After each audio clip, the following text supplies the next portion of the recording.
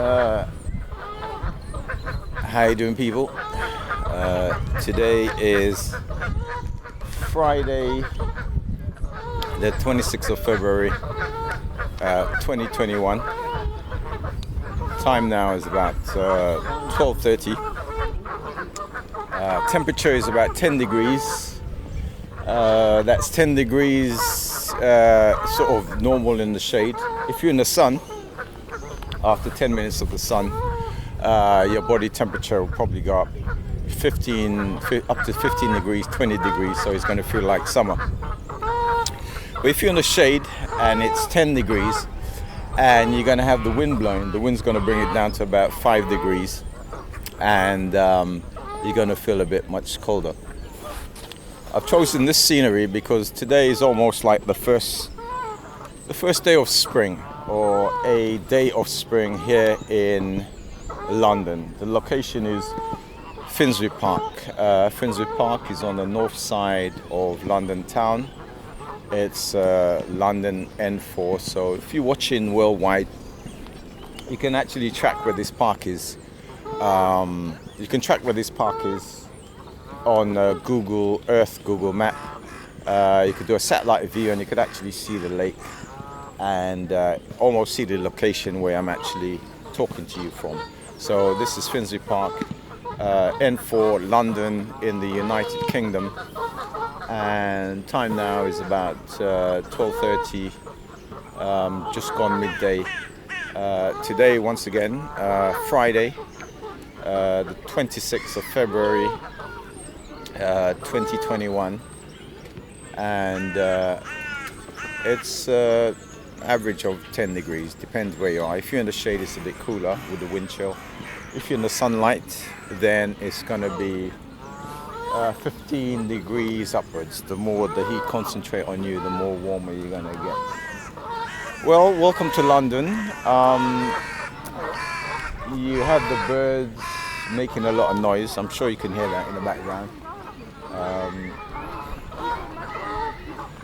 As we're speaking, the sun will be actually moving in the background.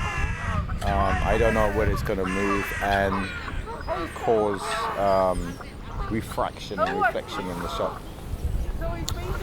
But we are in tier 4 of the lockdown, and it's beginning to ease, and the government, or the Prime Minister, it's a funny kind of thing. The government is made up of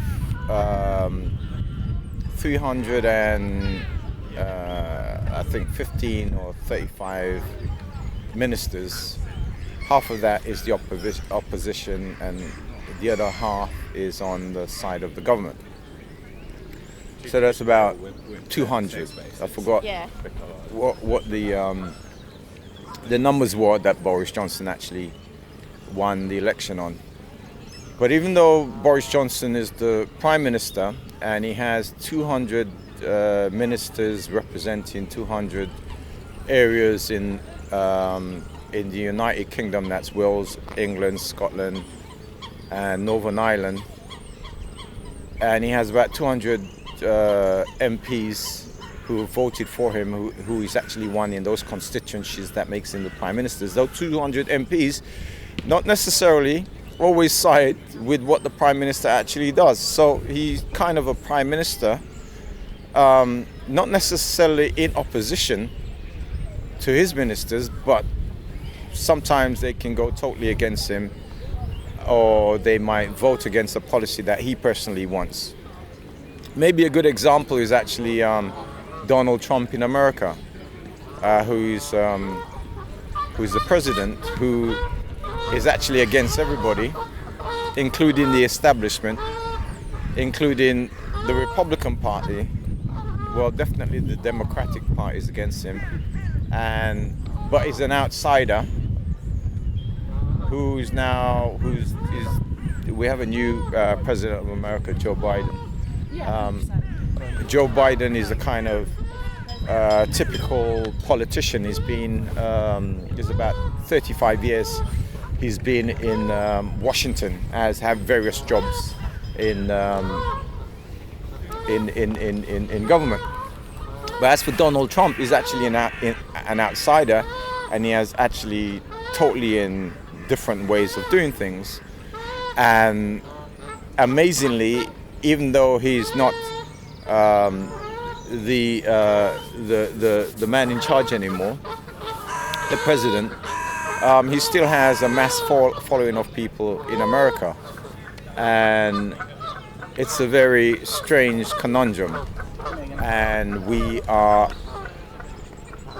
I don't want to say we're similar in the UK, whereas we have politicians who, whether they're on the Labour or the Conservative or Lib Dem or slightly independent, well, Lib Dem, we got Scottish and we got the Welsh, and we got one or two fringes, the Green Party. It's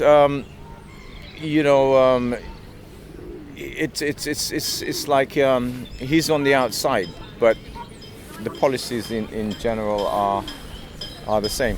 And part of the factor of Boris Johnson and Donald Trump being leaders is a thing called telling the truth.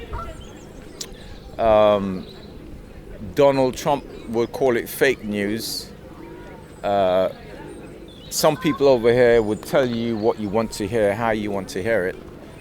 And I haven't gone into the current state of the virus, but it's on a topic that is close to my heart, and it links Donald Trump, it links Boris Johnson, it links the politician, and it links a sad story in relation to my life and in relation to the current situation with the virus, the passing of my brother Moses.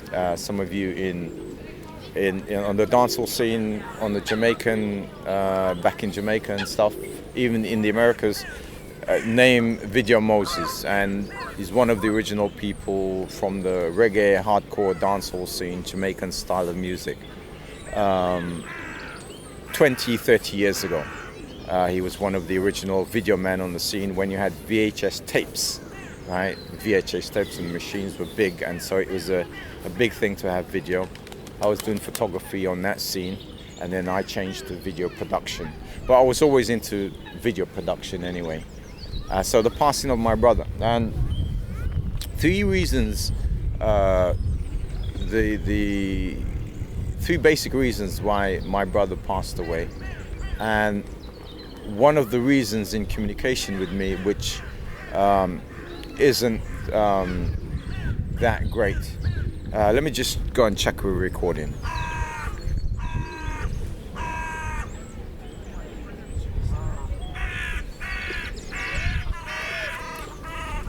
Yep, we're still recording. So, my brother passing away, and Donald Trump, Boris Johnson, politicians, and my relationship with my brother. And it's about telling the truth and being honest. And the thing about my brother is that he always portrayed a certain kind of image and a certain kind of thing to me, and he wasn't directly honest, right? And a lot of us in our own personal life, even in relationships, do you know, when we date somebody and we break up with somebody, we say, oh, we'll call you, and you never call that person, or things like that, or I'll get back to you, and you never get back to that person, and the other person might actually take it to heart, and they're still waiting for you to actually get back to them. But is it that we are taught, or is it something that we learn indirectly or insidiously? We learn these communication techniques of actually being dishonest with people. So we are dishonest even from a child. You talk about Santa Claus, right? You talk about the Tooth Fairy, right? You talk about, as I said, Santa Claus and other things you tell children, which it's not real. And then as we get later on in life, say we're dating, even in business, oh, I'll get back to you later. Oh, I'll call you later. That's definitely saying, well, it's not definitely saying. You're getting rid of the person for that. You're not being honest, right? The other person's actually taking it on board that they're actually waiting for your communication and you don't call them. I think in today's world, you've got a thing called ghosting. And ghosting is that, you just, I don't know, you switch off all your communication. But you're not honest with the person, or you don't know how to be honest, or you don't know how to communicate, And that is part of the foundation of shows like Jerry Springer and Jeremy Kyle, where people go on television and they fight with they fight with people that they have a relationship with because they don't know how to communicate. They don't know how to communicate their feelings, or their feelings are hurt. And when they go on the show, the presenters and the team actually wind people up even more. So when they come out, they're actually angry. So they come out emotional, and their expression of emotional is violent. And we're sitting there as the viewers, and we're consuming this as consumers. But the people can't communicate their feelings or how hurt they are, or they can't articulate it. So they come out in anger. Now, these are people on Jeremy Kyle and Jerry Springer. Now, for the rich people or the people with money, they would take you to court. They would libel and slander, or defamation of character, or they'll go to their solicitor, and their solicitor would send you a letter or send you a writ. Or if you're in business, you can get your solicitor theft, intellectual property rights, or theft of company property, right? That's at that level. But on the basic level, people are very emotional. And then talking about the law thing, those people again are used in programs like Judge Judy, and we have one over here in Britain, Judge Judy, an American show where people come on and they've got problems and stuff, and it's basic communication where people are not honest, and it's family, and we're sitting there actually consuming this. Well, it's not violent. It's people being taken to court for stupid and basic things. Maybe it's a basic fault of they just theft or burglary. But if you go back to Jeremy Kyle and Jerry Springer, this is where people come out and they're literally fighting. They articulation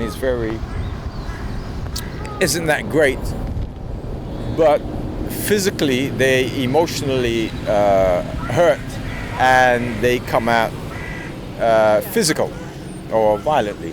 And you sit down there as a consumer watching this as people wind up. They come running out ready to fight somebody because they emotionally hurt. Now, so back to people actually being honest. So being honest from children, being honest as a mature individual, whether you're in a relationship, whether you're speaking in business, whether you're speaking to a partner, whether you're doing business,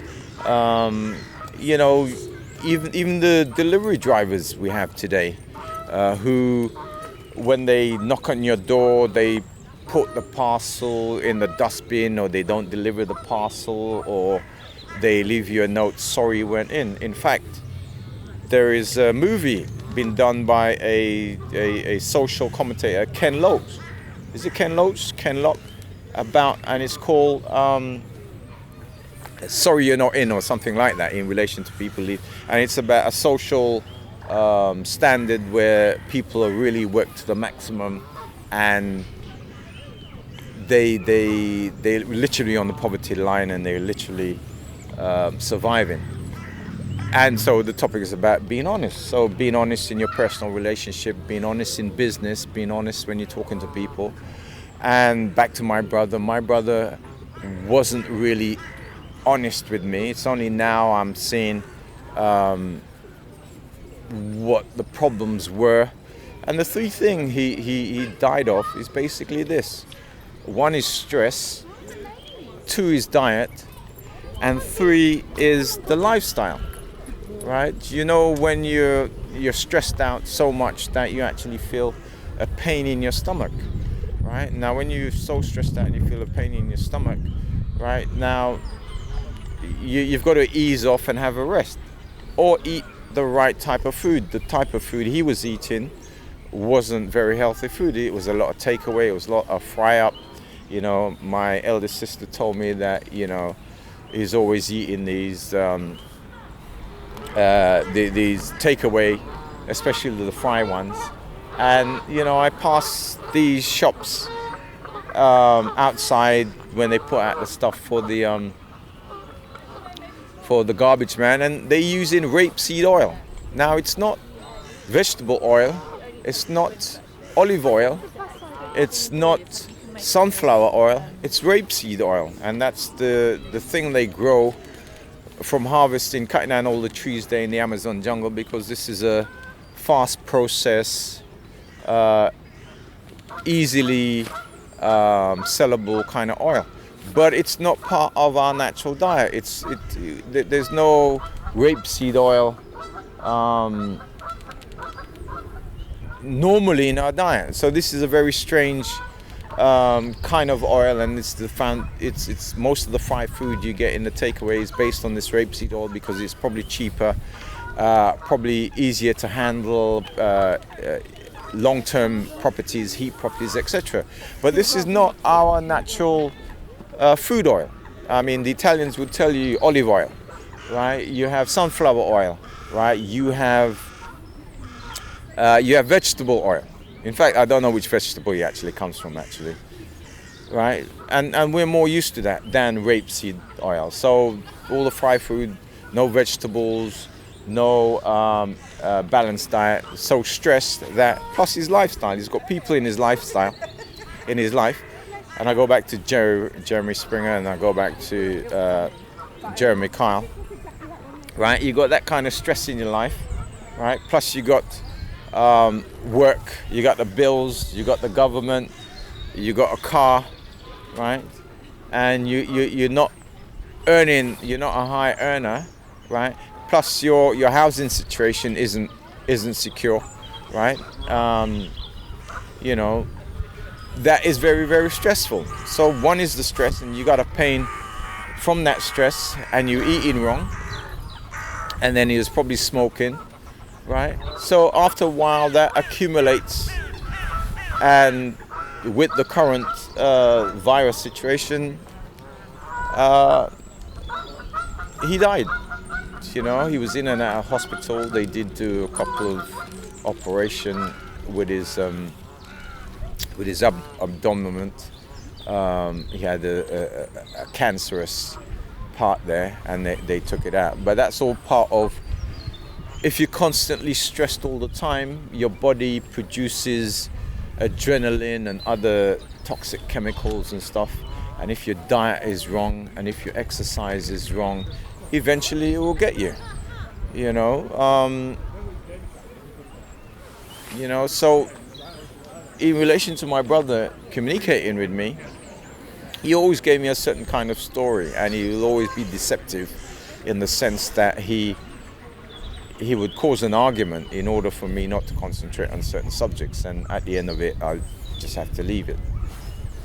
So that's the passing of my brother, and this is only one. If there's one lesson to learn from it, it's about being honest, and honesty in communication. And in all probability, if I was aware of certain situation, maybe I could have helped, not necessarily intervened, but help. But then sometimes certain people's character, you can get them out of a situation, but they still revert back to the personality type that actually got them into the situation in the first place. So what you've done is actually changed nothing, right? You've only postponed the inevitable for a while. So, so what I'm saying is that, so you can help somebody out of a situation, but if they don't change, in order not to end up back in that situation, either lifestyle or what have you, you will get them out of that situation, but if they change nothing, they will still end up in that situation. And the thing about being honest, first is to actually know that. So I didn't know about his situation or what was happening. It's only now he's passed away. I'm beginning to look into some of his stuff, and I'm beginning to see, the stress and pressure he was actually under. But like I said, even if I tried to help, I would ease the situation for a while. But only for a while. He would just continue down that path, and what would happen would eventually happen. It was just kind of delayed, That's kind of a message for everybody. And if we go back now to the politicians, Donald Trump was the great one and the last great deception and not being honest is about they stole the election. They stole the American presidency election from him. And he had people actually storming the Congress building, and actually with the intentions to actually kill congressmen and congresswomen. They actually was there with nooses and what have you, and ties, and they came down with guns. Guns were taken off of them. Now the after media thing, one of the leaders of the Proud Boys, believe it or not, is a black guy. Funny enough. And watching a little bit of the news thing there, he wasn't marching on Washington on the 6th there. Was it the 6th of January? Because he was banned,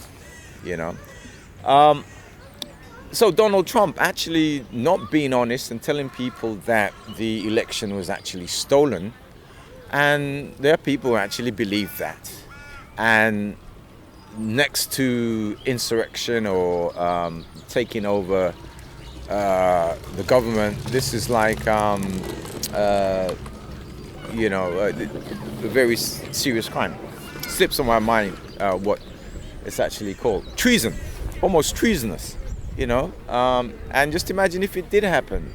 What kind of world would we be in? So that is Donald Trump not being honest, and that's the highest political level. Back to Boris Johnson now. Now, Boris Johnson, it's not necessarily he's not honest, but he's in a situation at the moment where people actually wants him to be specific.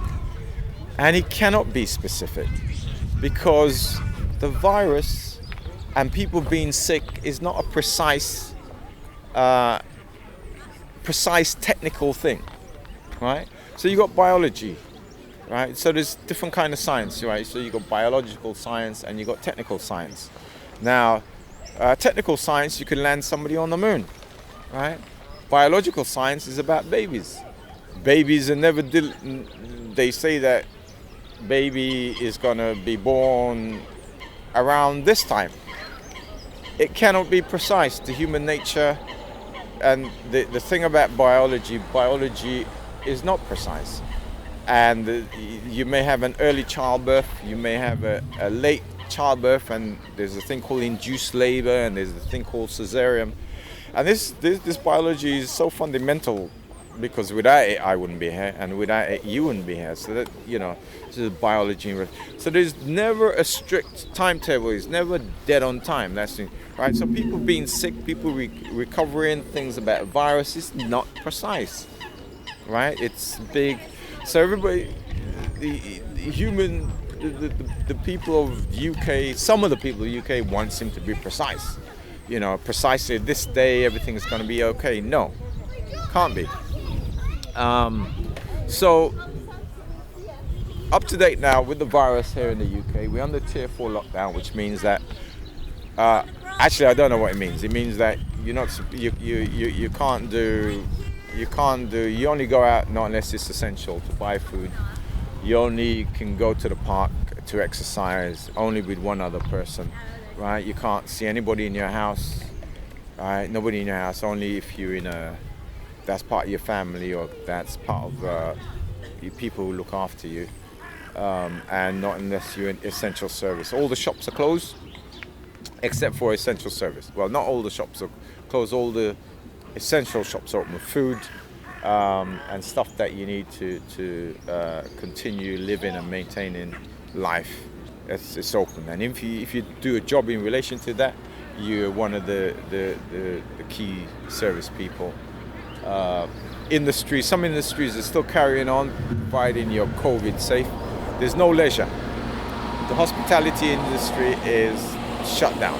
So there's no bars, there's no clubs, there's no pubs, there's no kind of thing where people get together. It's all banned, absolutely banned at the moment. If you have one of those premises, if you switch it around and you could do takeaway, then it's allowed. I have a friend who have a takeaway shop, and there is no such thing as lockdown to him, because he's there, he's got service, mask, gloves, within the thing, and he doesn't see any restrictions. But tier 4, it is serious. Some people are totally under lockdown, and some people are what lockdown. So today is the 26th of February 2021. Time now is let's say about 1 o'clock. Just past, in the afternoon, 1 p.m. in the afternoon. Temperature outside is about 10 degrees, 12 degrees. If you're in the sunlight, it will go up to 15 degrees, 20 degrees. If you're in the shade and the wind blows, it's going to go down to about 5 degrees, 7 degrees. Today the sun is out, it's nice and bright. Once the sun go in, it's going to be 10 degrees and the temperature will start dropping. Actually, I looked at the weather forecast and I know it's going to start dropping down to 7 degrees. The average today is about 10 degrees. If you're in the sun, it's much warmer. So this is first day of spring, or first days of spring, or again, nature and biology is not precise. It's not exactly on this day that's going to happen, right? And I hate people when they say, today is the first day of spring officially. Nature doesn't stick to that plan. Biology doesn't stick to that plan. In general, you get a feel.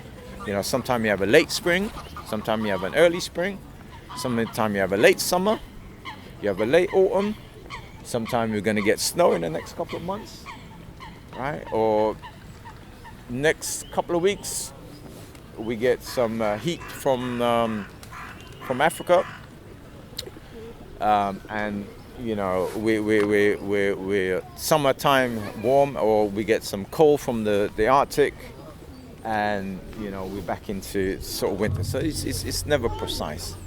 But today it's really a lovely day. I wanted the scenery.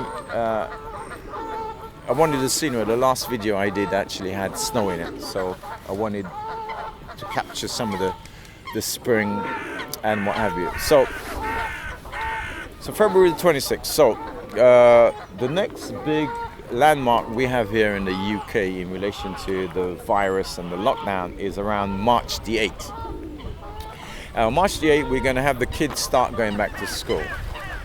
And I believe a couple more weeks after that, March, April, we're going to have the non-essential shops start to open. Right now, I haven't studied the details precisely, because I literally sitting doing different things, and I literally have the press conferences going on. So you can have the prime ministers and you can have the ministers discussing it, and it's in the background, and I'm still not taking it on board.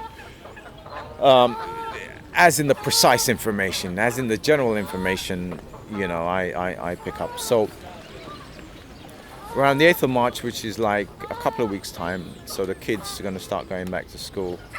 And a couple of weeks after that, we're going to start with the non-essentials start opening. And they're saying by July, maybe we'll get back to some kind of routine. Now, I'm not using that word normal. I'm using that word routine because everything has changed. Now, where the thing about the truth and thing, everyone's going crazy about the vaccine, right? So at this time now, the death rate, the infection rate, the hospitalization rate is actually going down.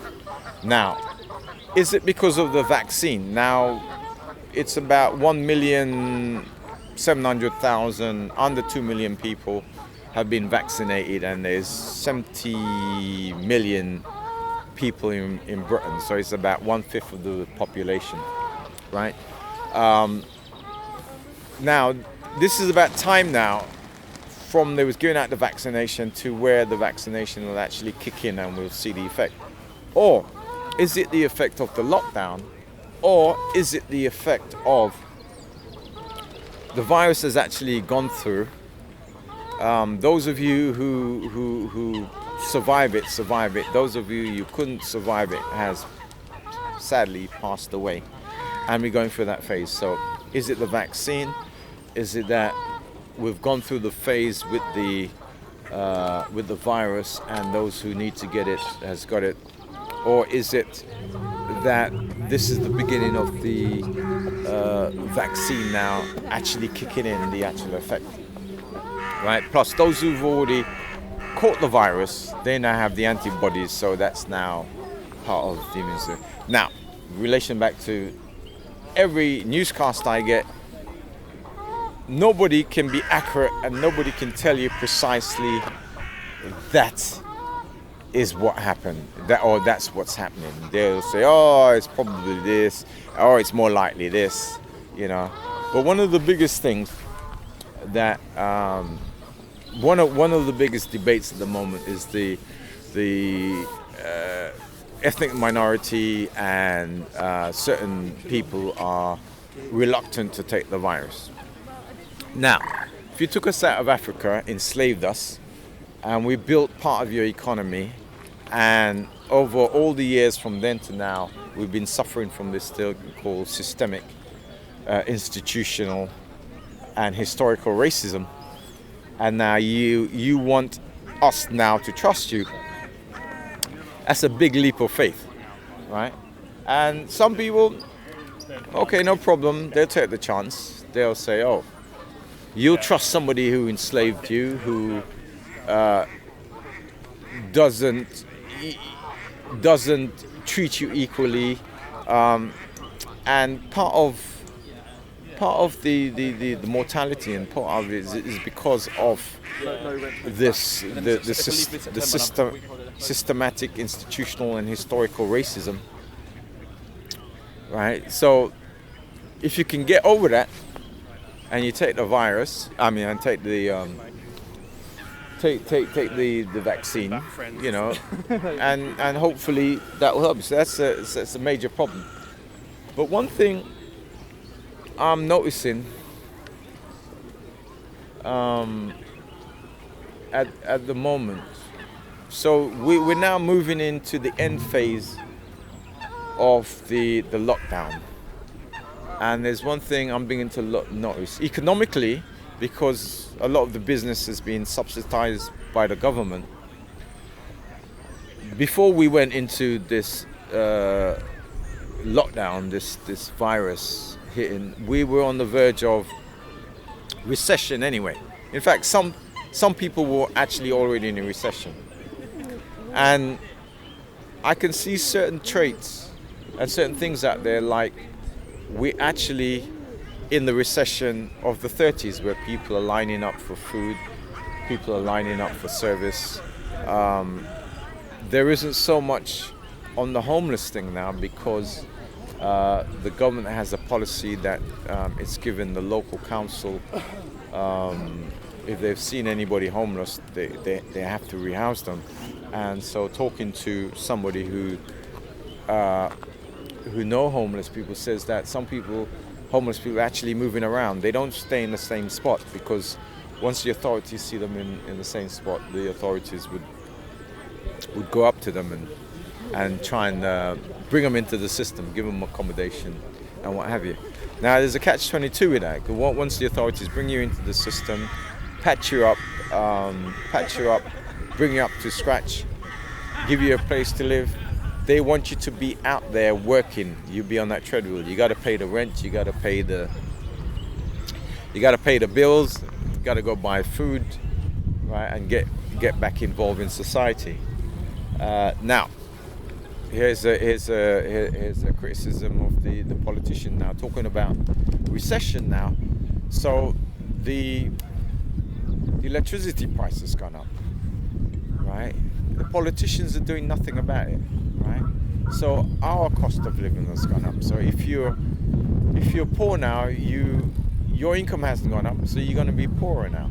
I hear the petrol price is going to go up, so that if you're on the bread line, right, you're now under the line, right? Like I said, I see things out there like if we are in the recession like we in the 1930s, right, where people are actually lining up to get food and stuff like that. But the difference between the 1930s and now is that the government is actually subsidizing, quantitative easing, right, creating money, right, to subsidize and give to the companies furlough, these loans, right? But remember, it's a loan, so you gotta pay it back, right? But all that is now coming to an end. Some people are realizing after a year of not trading, their business doesn't exist, or they don't know how to come back, or it'll take too long, or they've fallen through the gap and they didn't get any of the government money or the furlough money, right? So they've literally got to shut down their business, sell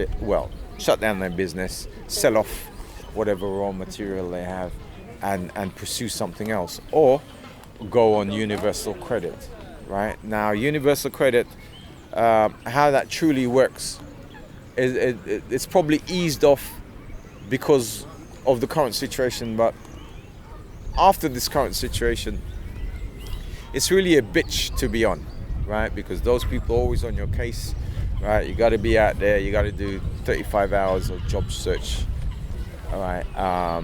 And they'll always be on your case. Plus the money you get from it is just about, it's called subsistence, right? It's called subsistence. You just about exist, right? You literally, it's designed to be under the poverty line. One thing that the government did do was they called it an uplift. They gave everybody an extra 20 quid if you're on subsistence, whether it's working tax credit or whether it's on sickness pay or whether on the benefit. And the government, now there's debate whether the government should take it away. Now, that 20 quid uplift is really how far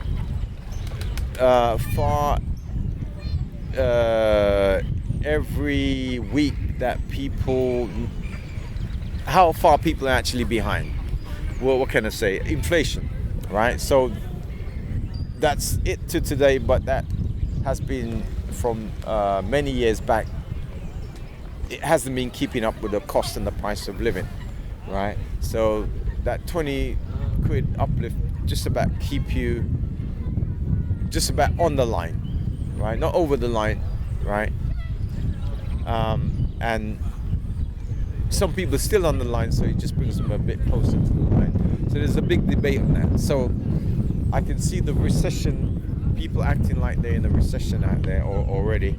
In the next couple of months, when the lockdown's lifted and all this subsidy is actually lifted, we're going to see an even bigger wave of people being unemployed. We're going to see a bigger wave of people being made homeless, losing their houses because they couldn't pay the bills, right? The money never came in. Today, funny enough, is a day I haven't actually got a drink in my hand. The reason why I haven't got a drink in my hand, because at this point I'm actually trying to figure out how do I survive the next session. Okay, looks like it's highly probable in the next couple of months or so things are going to ease off, and the economy is going to actually start to fire back up and start to move. And so therefore the hospitality industry that I'm in, or whether I can find some other kind of work or income or business, so things will be a bit better. But supposing that didn't happen, supposing the virus will mutate and we go into another kind of lockdown again, how would I survive? What would government policy be, So part of that strategy, no drink, is actually how to really, it's survival, and literally survival under these conditions. So reducing one's outgoing, and the drink is an outgoing, so hopefully I'll survive even longer under these conditions. Right, yeah, so we are looking towards the end of the lockdown in a couple of months' time. Hopefully there'll be some new routine. I would not call it normality.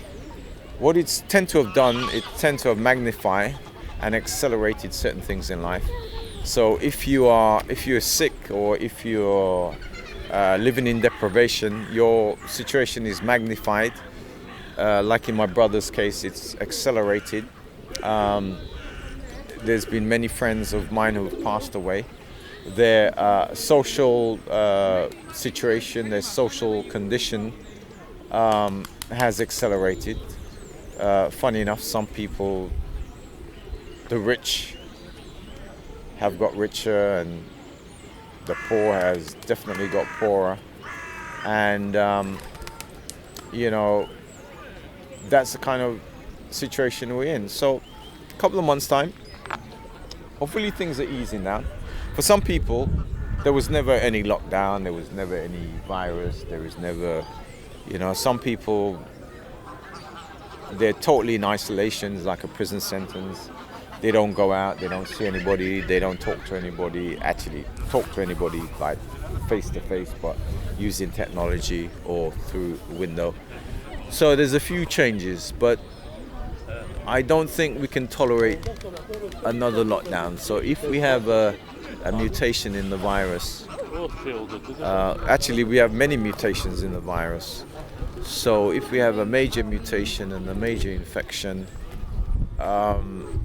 it's going to be interesting.